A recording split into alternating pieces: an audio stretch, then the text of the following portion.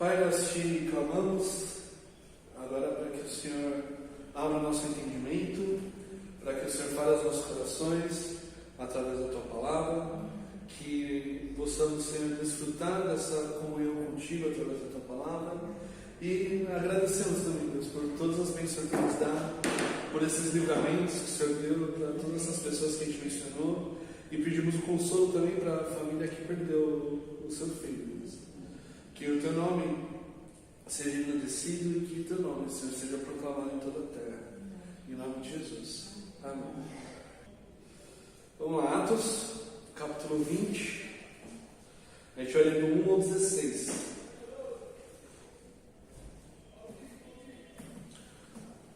Hoje, né? A gente vai por partes ainda. E aí semana que vem o Lucas vai dar o restante da passagem, ou eu. Né? Hoje o Lucas não veio porque ele ia ficar até tarde trabalhando. Eu não tinha hora para sair do trabalho hoje. Aí, ele veio para o seguinte, foi sendo nada. Vou parar com o Beto, o filho dele, que eu disse que é assim. Mas como eu sei, eu tenho a última palavra, né? Pois é, não.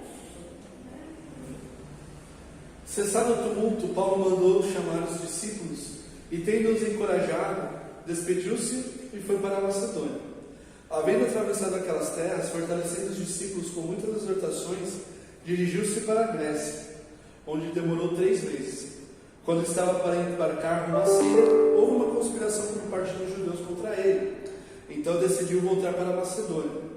Acompanharam-no Sópatro de Bereia, filho de Pirro, Aristarco e Segundo de Tessalônica, Gaio de Derbe, Timóteo e também Tíquico e Trófimo, da província da Ásia.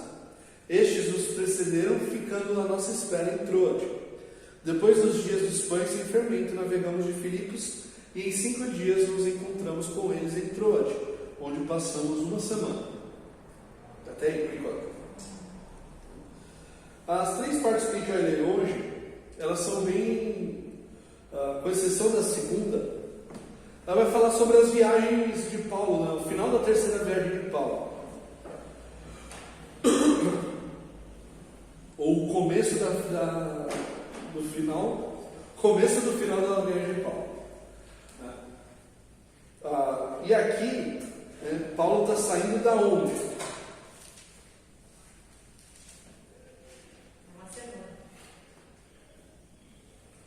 Não, ele está saindo de Éfeso. Né? Lembra que a gente viu semana passada com Lucas?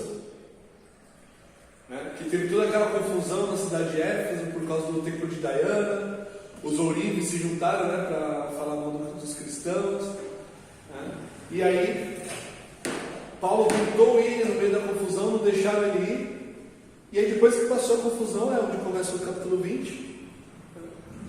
Paulo mandou chamar os discípulos e tendo-os encorajado, despediu-se e foi para a Macedônia.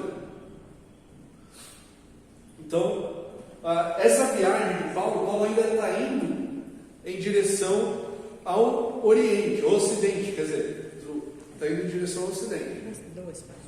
Obrigado.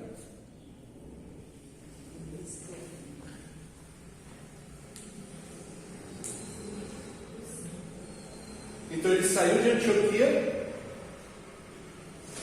né, que fica lá no norte da Palestina, e foi indo em direção ao Ocidente. Passou pela Ásia Menor, ali a região de Éfeso, onde ele ficou bastante tempo, né, cumprindo a promessa que ele tinha feito aos Efésios, de passar por lá.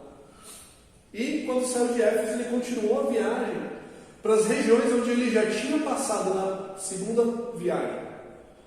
Né, que é a região da Macedônia e a região da Grécia. E ele passou de novo pelas mesmas cidades que ele já tinha passado anteriormente. Aqui essa narrativa de Lucas, dessa primeira viagem, dessa terceira viagem aqui, dessa parte, ela é bem resumida. Né, ele não passa muito tempo falando do que aconteceu nessas cidades, nessas regiões. Só fala que ele passou e ele passou exortando os irmãos. O que significa isso? Ele passou fortalecendo os irmãos. né? Animando-os na fé, né? Falando para eles lutarem contra o pecado, contra a carne, para se entregarem diretamente para Jesus, né? E todas essas coisas que a gente está acostumado a ler nas cartas de Paulo. E é muito interessante que nesse período aqui, dos versículos 1 a 6, ele escreveu algumas cartas que a gente tem no Novo Testamento. Entre elas está a primeira carta aos Coríntios, a carta aos Romanos, né? Tudo nesse período aqui dessa viagem.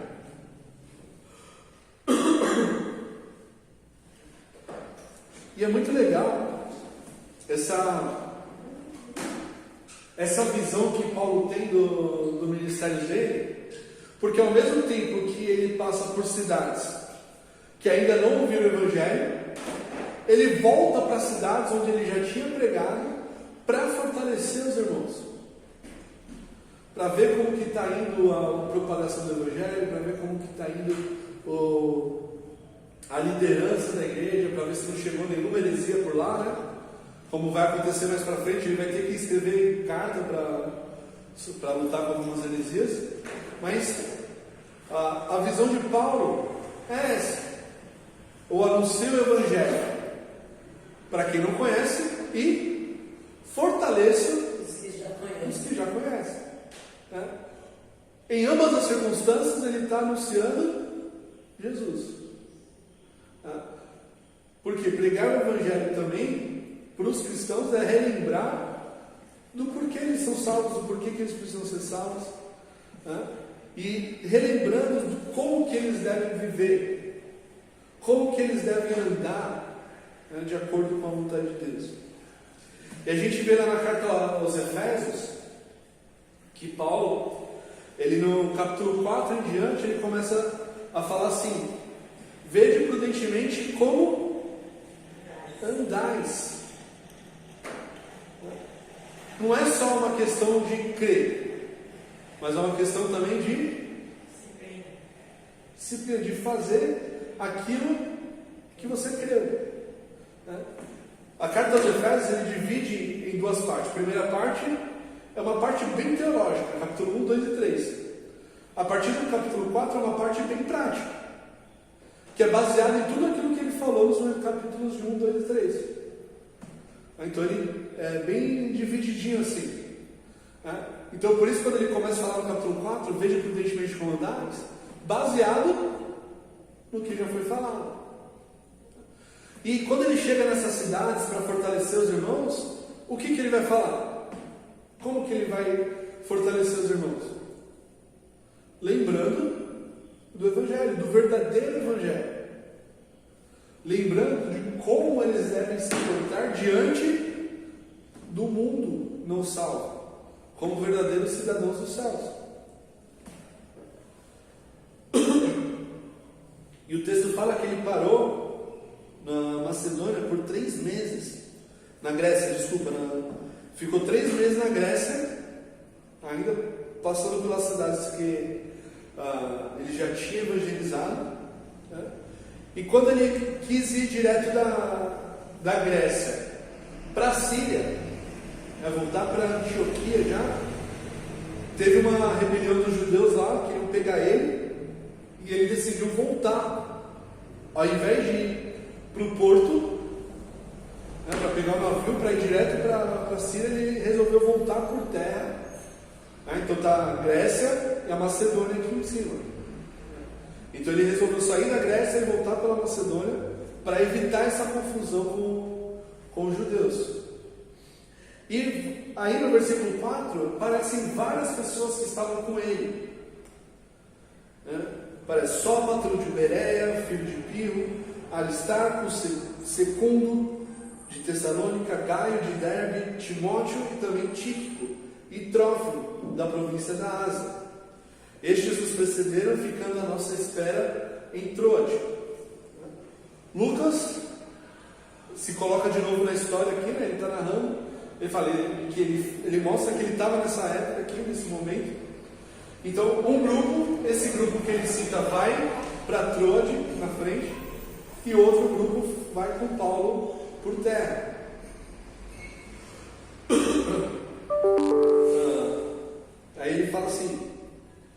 Depois dos dias do Esclarecer Fermento, navegamos de Filipos e em 5 dias nos encontramos com eles em Troade, onde passamos uma semana. Quem eram esses homens aqui que são mencionados? Alguns deles aparecem outras vezes na Bíblia, outros não, só aparecem aqui. Pelas regiões da onde eles são, parece que esses homens eles são os enviados da igreja que deveriam ir com Paulo até Jerusalém para levar as ofertas que Paulo estava levando. Lembra que Paulo pede as ofertas, escreve aos Coríntios falando da oferta que ele leva para Jerusalém? Então ele mandou esse pedido para várias igrejas. E as igrejas se juntaram e Paulo estava passando pelas cidades também para recolher essa oferta. É cesta básica. Tipo a cesta básica, né? Então, para Paulo não ter que levar sozinho todo aquele dinheiro, ia chamar muita atenção aquele monte de saco de dinheiro, né, para Jerusalém, eles foram em grupo, cada grupo levando, cada pessoa levando a oferta da sua igreja. E foram com Paulo até Jerusalém. Aí no versículo 7, a gente vê: no primeiro dia da semana nos reunimos a fim de partir o pão. Paulo, que pretendia viajar no dia seguinte, falava aos irmãos e prolongou a mensagem até meia-noite. Depois vocês acham que eu falo muito, né? Ele foi até meia-noite. Havia muitas lâmpadas no cenáculo onde estávamos reunidos. Um jovem chamado Eutico, que estava sentado numa janela, adormecendo profundamente durante a prolongada mensagem de Paulo, vencido pelo sono, caiu do terceiro andar abaixo. Quando levantaram, estava morto. Mas Paulo desceu, inclinou-se sobre ele e, abraçando-o, disse: não fiquem alvoroçados, pois ele está vivo. Subindo de novo, Paulo partiu o pão e comeu. Eles falou ainda por muito tempo, até o amanhecer. E assim partiu. Então conduziram o vivo rapaz e sentiram-se grandemente confortados. Essa história do Eutico todo mundo conhece, né? Estava lá sentado na janela, lugar ótimo para sentar, né? Mas naquela época a janela era um lugar para sentar também, né? Para você ficar mais fresco no meio. Só não é para dormir. E o texto aqui fala que no lugar que eles estavam, no cenáculo, havia muitas lâmpadas, né? O que acontece quando tem muitas lâmpadas no ambiente nessa época? A lâmpada a óleo, o que acontece com o ambiente? Fica quente, né? Fica bastante quente o ambiente. Sim, se o lugar é quente, né? Por isso que nessas casas os andares superiores tinham janelas grandes, né? Que era para circular o ar, né? Para o vento passar bem. Sim? E como todo jovem, onde que o Eutico resolveu sentar? Na janela, o lugar mais perigoso. Mas ele está recebendo lá. E estava querendo receber um pouquinho mais de ar, né? E o texto fala que no primeiro dia da semana eles se reuniram para partir o pão. O que é isso? É a ceia do Senhor. Eles queriam partilhar a ceia do Senhor com os irmãos de Troade, tá? E Paulo aproveitou para dar algumas orientações que foram até a madrugada do dia seguinte, até amanhã do dia seguinte, né? À meia-noite foi quando o Eutico morreu, né? Ele ainda continuou. E olha como que é interessante aqui, que fala assim: um jovem chamado Eutico, que estava sentado numa janela, adormecendo profundamente durante a prolongada mensagem de Paulo, vencido pelo sono, caiu do terceiro andar abaixo. Quando levantaram, estava morto, mas Paulo desceu, inclinou-se sobre ele e, abraçando-o, disse: não fiquem alvoroçados, pois ele está vivo. Vocês lembram de outra história em que o homem de Deus se colocou sobre a pessoa que estava morta e reviveu? Sim, é o fim das pirâmides. Isso. Com que profeta que foi isso? Eliseu. A mesma coisa, Eliseu se deitou sobre o menino e ele voltou à vida, e Paulo fez a mesma coisa aqui. Só que é bem diferente, né, a narrativa de Eliseu e a narrativa de Paulo. Porque para Eliseu não sabia nem o que ele estava indo fazer com a sunamita. Ele estava indo atrás dela, ninguém falou nada para ele. Quando chegou lá que ele descobriu. Paulo estava pregando, simplesmente o rapaz caiu da janela, e Paulo, como se fosse a coisa mais comum do mundo, foi lá, se colocou sobre o menino e ele ressuscitou. Essa vida com o Espírito, né? Essa vida com Deus, onde ele sabe que Deus vai fazer o milagre, é impressionante na vida de Paulo. Porque tem outras vezes que coisas ruins acontecem e o milagre não acontece. Quando eles foram presos, Paulo e Silas foram presos, né? A prisão se abriu, as cadeias caíram e tal, e eles foram soltos no dia seguinte. Aconteceu um milagre. Só que quando Paulo é preso em Jerusalém, ele continua preso. Quando ele vai ser açoitado, ele é açoitado. Ninguém livra ele, nem Deus livra ele. Não porque Deus não queria e eu não pudesse, mas porque não era a vontade dele. Mas quando é a vontade do Senhor para acontecer o milagre, ele usa o seu servo para realizar o milagre. Lembra aqui que Paulo escreve para Timóteo na segunda carta? Que era para Timóteo tomar o quê? Lembra?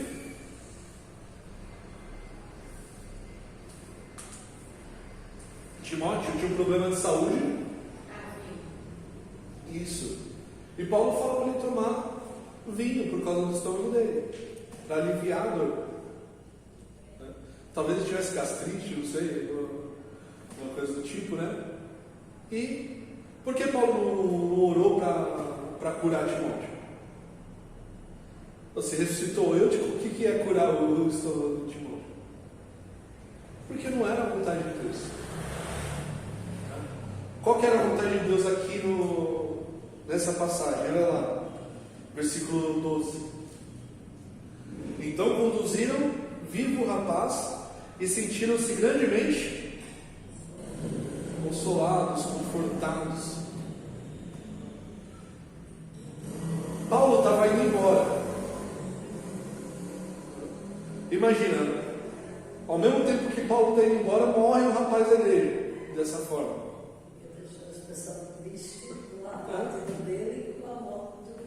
Ia ser tristeza em cima de tristeza, né? E nesse caso aqui, a única tristeza foi a partir de Paulo, que ele já estava esperando, né? Mas a vida do Eutico foi dada de volta a ele, e a igreja foi então consolada, confortada. Muitas vezes a gente não entende os propósitos de Deus para a nossa vida, como que vai ser o final da situação. Como é que aquela situação vai trazer glória para Deus? Como é que aquela situação vai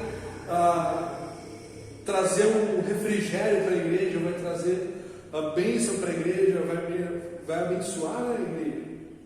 A gente não entende. Mas a gente sabe que Deus, Ele está fazendo que todas as coisas cooperem para o bem daqueles que amam a Ele. Mas a gente não sabe como que vai ser isso. Talvez demore anos para o resultado de alguma coisa aparecer. A gente sabe de história de missionários que pregaram durante 10 anos para conseguir um convertido. Em 10 anos. Você consegue imaginar um negócio desse? É muito tempo. É muito tempo. E sofrendo no campo missionário, filho ficando doente, alguns missionários perdendo filho no campo, perdendo esposa, ou perdendo esposo. Como é que isso tudo traz glória para Deus? Depois de tudo que aconteceu com eles, a gente sabe toda a história deles. Principalmente aqueles do século XVIII, XIX. Mas ainda hoje, em todo o mundo, e até mesmo no nosso meio, tem coisas acontecendo que a gente não sabe por que estão acontecendo. E como que Deus vai ser glorificado nisso. Mas a gente tem que se colocar à disposição para ser usado por Deus. Quem sabe Deus queira usar você para abençoar alguém, abençoar alguma situação, trazer a resposta através de você. A gente tem que estar disposto a isso. E Paulo estava lá pregando, ensinando a igreja, parou a pregação, ressuscitou antes, o que ele continua a fazer depois? Continua a ensinar até de manhã. E partiram o pão, aí todo mundo celebrou a cena na despedida de Paulo, e ele continuou a viagem. Circulando, ensinando, orando. Versículo 13. Nós, porém, prosseguindo, embarcamos e navegamos para Assos, onde devíamos receber Paulo, porque assim nos havia sido determinado, devendo ele ir por terra. Quando se reuniu conosco em Assos, nós o recebemos a bordo e fomos a Mitilene. Dali, navegando no dia seguinte, passamos diante de Quios. Levamos mais um dia até Samos, e um dia após chegamos a Mileto. Paulo já tinha resolvido não aportar em Éfeso, pois não queria demorar-se na província da Ásia. Ele tinha pressa, pois queria, caso não fosse possível, passar o dia de Pentecostes em Jerusalém. Esses versículos falam sobre essa parte da viagem de Paulo, passado por alguns lugares. Paulo resolveu ir a pé, parte do caminho, que era mais cansativo, ir a pé do que ir de navio, mas era mais rápido. Era um pouco mais da metade do caminho, do que por navio. E provavelmente ele queria meditar, queria pensar, orar, fazer esse caminho sozinho. O texto termina falando aqui que Paulo já tinha resolvido não aportar em Éfeso, pois não queria demorar-se na província da Ásia. A sequência do texto vai falar especialmente a respeito dos irmãos de Éfeso. A gente não vai falar disso agora. Mas Paulo tinha um carinho muito grande pela cidade de Éfeso, pela igreja de Éfeso. E com certeza foi difícil para ele falar isso, que ele não queria passar por Éfeso. Porque ele sabia, se ele fosse para Éfeso, ele ia se demorar mais.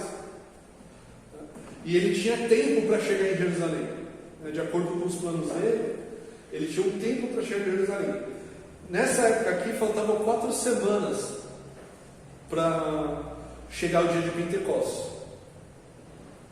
Ele já estava viajando há 3 semanas e agora faltava 4 semanas para o dia de Pentecostes. Então ele estava com pressa. A gente vai ver depois que ele mandou enviar alguns mensageiros para Éfeso para trazer os presbíteros para ele conversar. E aí às vezes a gente pergunta, poxa, não era mais fácil ele ir até Éfeso e depois voltar, do que mandar as pessoas aí, depois ele voltar e tal. E aí a gente tem que pensar em todo o contexto, o que implica em Paulo ir até Éfeso e depois voltar. A gente tem que lembrar que eles tinham passagens compradas já para a viagem, de navio. Então se eles perdessem o ônibus, se eles perdessem o navio, ia ter que comprar outra passagem. E além disso, como eu falei, se ele fosse até Éfeso, ele ia ficar muito tentado a continuar em Éfeso e perder a viagem. E fora que nessa época aqui que eles estão navegando, essa viagem até Éfeso de navio podia ter mudanças de vento muito bruscas, o que podia chegar rápido em Éfeso e ficar preso em Éfeso porque não tem vento, ou tem tempestade lá, né? Ele não consegue sair de Éfeso. Então tem todas essas situações que impedem Paulo de ir até Éfeso, mas que os irmãos de Éfeso podem vir até ele em tempo hábil, né, para ele se despedir. E outra coisa que eu já falei também nos capítulos passados, é essa questão do planejamento de Paulo, né? Que como em alguns momentos o Senhor impede que ele continue a viagem para algum lugar, não, fala, tu vai para o outro lado, né? Em outros momentos Deus deixa ele seguir do jeito que ele planejou, né? Porque desde a primeira viagem missionária de Paulo, Barnabé, a viagem o planejamento era deles. Quem enviou foi o Espírito Santo, né, que o separou, a igreja enviou. Mas o que a gente vai fazer? Como que a gente vai seguir? Vamos planejar. Eles planejaram e foram. Quando aconteceu alguma coisa de eles não poderem ir, que o Espírito revelava, Jesus aparecia aquele homem macedônio, eles desviavam o caminho e iam fazer o plano. Até agora, aqui no capítulo 20 que a gente está vendo, a gente viu várias vezes Lucas falando, Paulo decidiu fazer isso. Paulo decidiu sair de Éfeso, Paulo decidiu ir para Macedônia, Paulo decidiu ir para a Grécia, Paulo decidiu voltar para a Macedônia, né? Decidiu não passar em Éfeso porque ele já tinha decidido chegar em Jerusalém até o dia de Pentecostes. Tudo planejamento.